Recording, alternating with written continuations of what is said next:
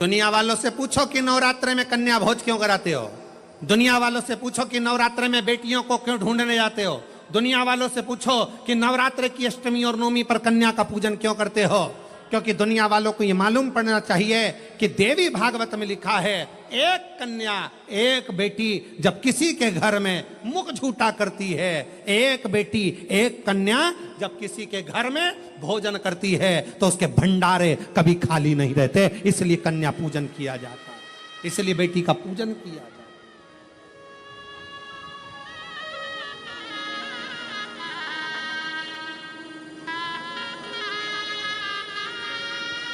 और आज के जमाने में लोग मंदिर में जाकर भगवान से कहते हैं, भगवान ओ भगवान हमारे घर में एक बेटा दे दो,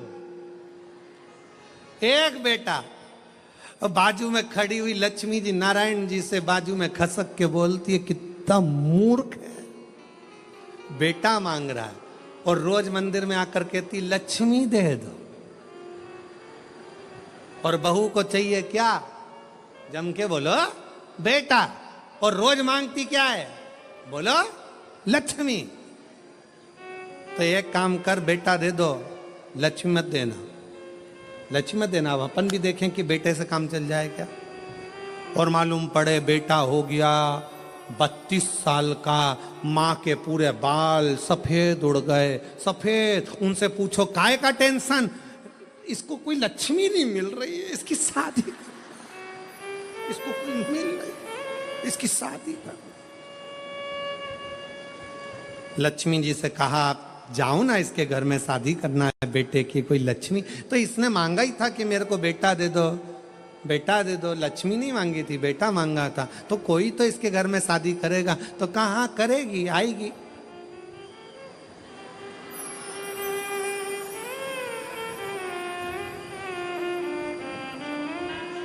आएगी पावागढ़ वाली आएगी।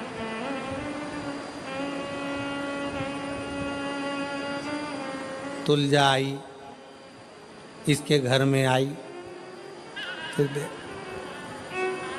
आई, फिर सवेरे शाम सास रोज आरती गाएगी। अम्बे तूहे जगदम्बे काली, जे दुर्गे सहादा वाली, तेरे ही गुण गाए। छूट गए, जन्म और मरण के प्रपंच से छुटकारा मिल गया। बेटी बेटी बेटी।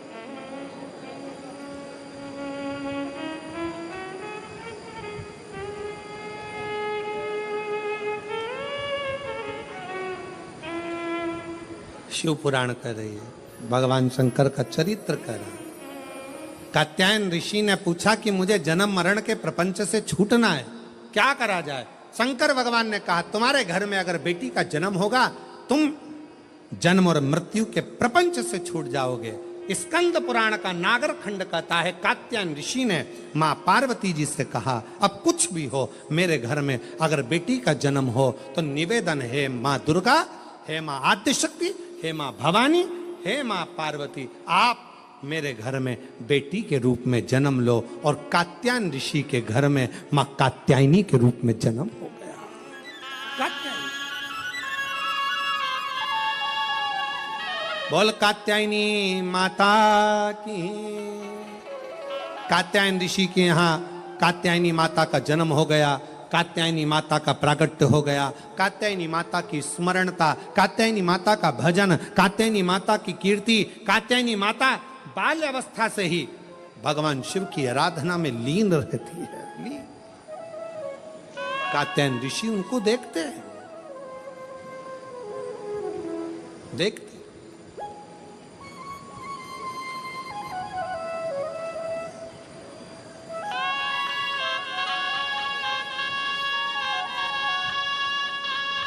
और जब कहते हैं महिषासुर का वध करने वाली भी वही कात्यायनी है, वही कात्यायनी। कृपा करुणा उनकी उदारता, उनकी दया,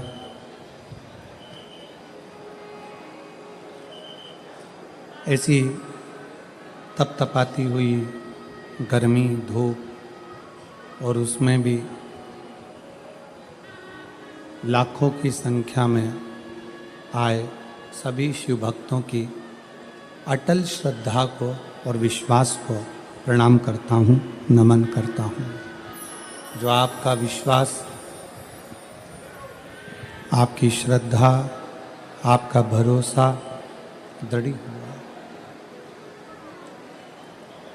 और पहले भी कथा में कहा है कि शिव विश्वास का एक प्रतीक है।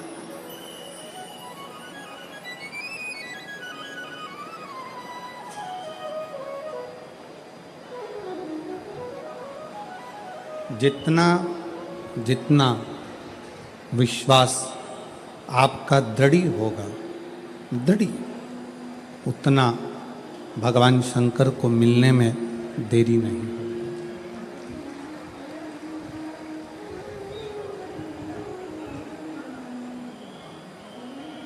शंकर भगवान के मिलन का सबसे मूल बिंदु है आपका विश्वास, आपका भरोसा, आपकी दृढ़ता। और जिसने भगवान शंकर पर विश्वास करा है, भरोसा करा है, दृढ़ता करी है, वो जगत में कभी डूबा नहीं, कभी हारा नहीं।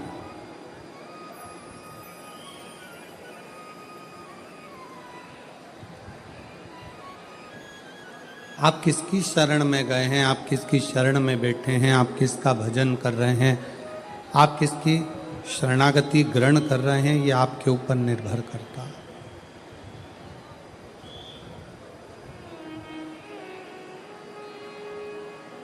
आप किसकी शरणागति में हैं, यह आपके ऊपर निर्भर करेगा।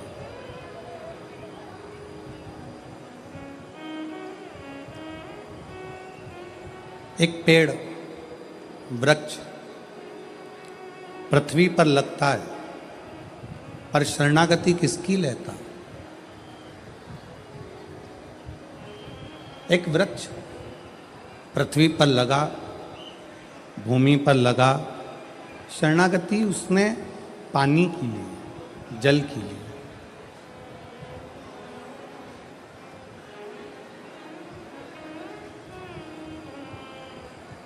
वृक्ष से पूछा गया कि ये पृथ्वी है, आकाश है, जल है, वायु है, आपको सबसे ज्यादा जरूरी शरणागति किसकी लेना चाहिए?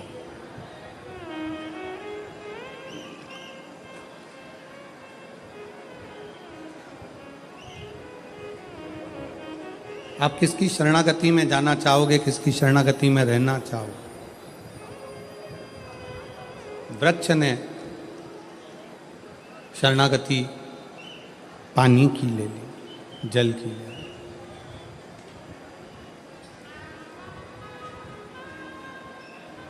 अब शिव महापुराण की कथा कहती है, आप जिसकी शरणागति ग्रहण करते हो, आप जिसकी शरणागति में रहते हो, आप जिसकी शरणागति लेते हो, वो आपको कभी भटकने नहीं देता, कभी डूबने नहीं देता, कभी गिरने नहीं देता।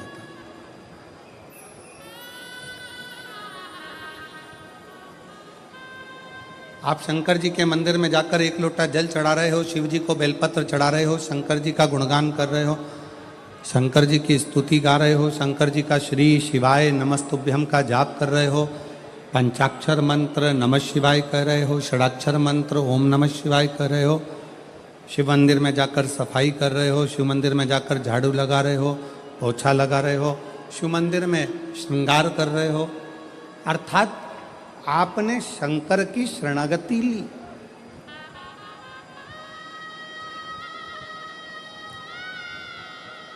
ये शिव महापुराण की कथा आप लाखों की संख्या में चाहे टीवी पर सुन रहे हो, मोबाइल पर सुन रहे हो, चाहे शहादा की इस पुण्यमय आनंदमय भूमि पर श्रवण कर रहे हो, ये शरणागति ही तो है।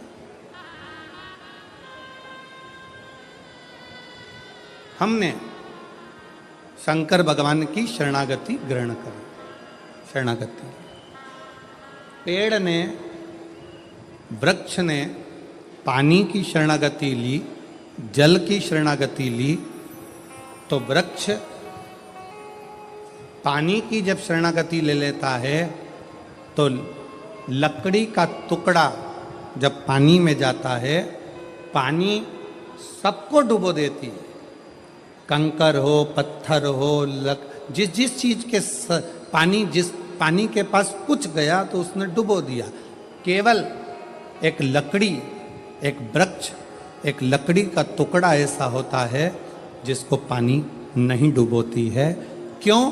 क्योंकि पानी कहती है इसने मेरी शरणागति, जब ये छोटा सा था तब से लेकर मैंने इसको बड़ा कर दिया और ये मेरी शरणागति लेता रहा, मेरे जल से ये आगे बढ़ता रहा, इसलिए मैं इसको डुबोऊंगी नहीं। उसी तरह जब हम शंकर की शरणागति ले लेते हैं तो शंकर हमें डुबोता नहीं, हमें डुबोएगा नहीं।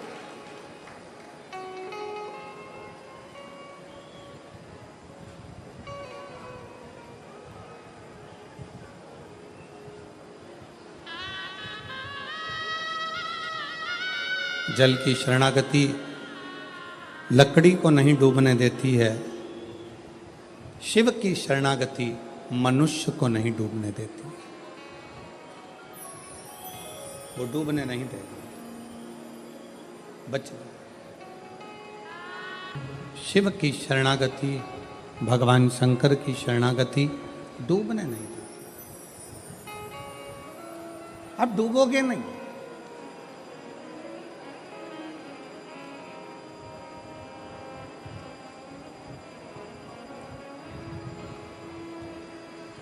बस इस मृत्यु लोक में, इस संसार सागर में, इस भूमंडल में जब तक आप पृथ्वी पर रहें तब तक अच्छा कर्म करते रहें, श्रेष्ठ कर्म।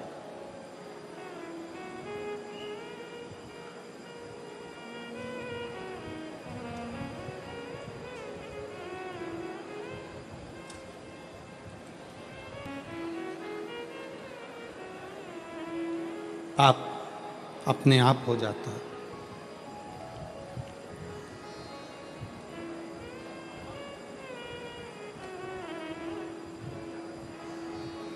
भूखे को भोजन कराना है तो थोड़ा सोचना पड़ेगा, विचार करना पड़ेगा कि भोजन कराऊं कि ना कराऊं। प्यासे को पानी पिलाना है तो सोचना पड़ेगा,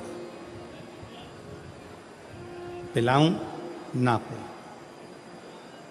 किसी को शिक्षा देना है, सोचना पड़ेगा शिक्षा इसकी कराऊं ना कराऊं। किसी की चिकित्सा कराना है, सोचना पड़ेगा इसकी चिकित्सा कराऊं ना कराऊं।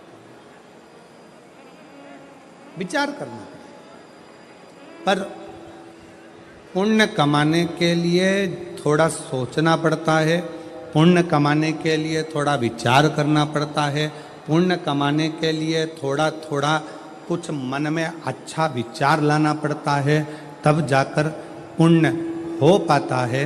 पर पाप करने के लिए कोई विचार नहीं करना पड़ता, पाप करने के लिए कुछ सोचना भी नहीं पड़ता, पाप अपने आप हो जाता है, अपने आप। कथा सुनने के लिए आए हो, कथा श्रवण करने के लिए आए हो, घर से चले थे ये विचार कर कर चले थे कि मुझे कथा सुनना है, आज कथा का चौथा दिन है, शिवरात्रि का दिन है, मैं कथा सुनूंगा, सुनूंगी। और मालूम पड़ा कथा सुनने के लिए पहुँचे और गेट के पास में आकर, दरवाजे के पास में आकर जब तुम्हें कोई अंदर नहीं जाने दिया तो क्रोध आ गया, गुस्सा आ गया, चिड़चिड़े हो गए, धक्का दिया, अपशब्द किया, ताने दिए, गाली दी। अब मालूम पड़े आए थे पुण्य कमाने के लिए और इतना सारा झोला भरकर पाप लेकर अपने अपने घर को चले गए।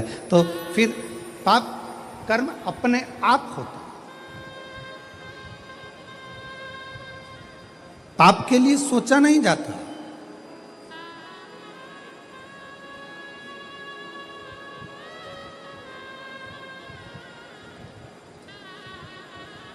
और फिर निवेदन करूं मैं आपको इस पवित्र शिव महापुराण कथा के माध्यम से कि मत बुरे कर्म कर बंदे वरना पछताएगा, भगवान की आंखों से तू बच नहीं पाएगा, तू बच नहीं पाएगा।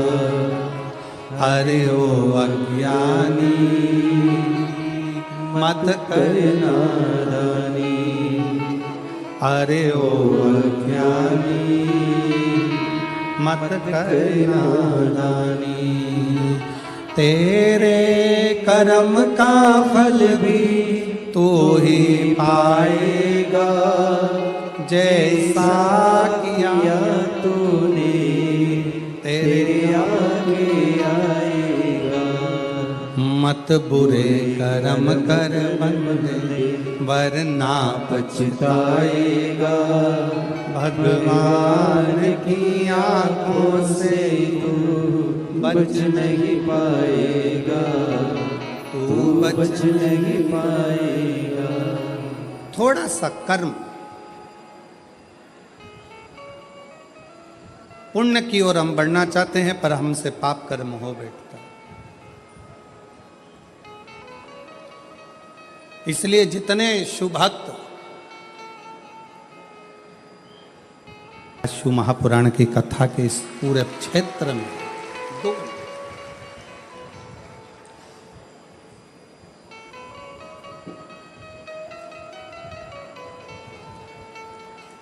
आप आए हो पुण्य को एकत्रित करने के लिए,